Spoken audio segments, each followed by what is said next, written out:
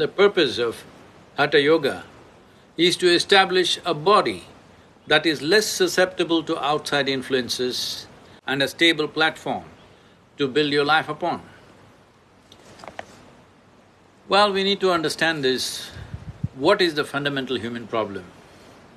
Well, you know, according to theory of evolution of Charles Darwin, a goat could have become a giraffe, a pig could have become an elephant, and it would have taken millions of years.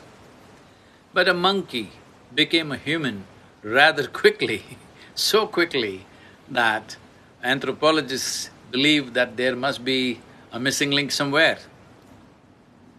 So essentially, human problem is this, that if you look at ourselves as human beings, in terms of DNA, we are only 1.23% different from that of a chimpanzee's DNA.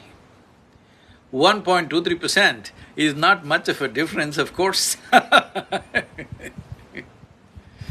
but in terms of our intelligence and awareness, we are worlds apart from a chimpanzee. So essentially, human problem is this, you have an intelligence for which you don't have a stable enough platform. So most of the time your intelligence works against you. You may call it stress, you may call it anxiety, you may call it misery, you may call it various other kinds of problems. You can give as many exotic names as you want.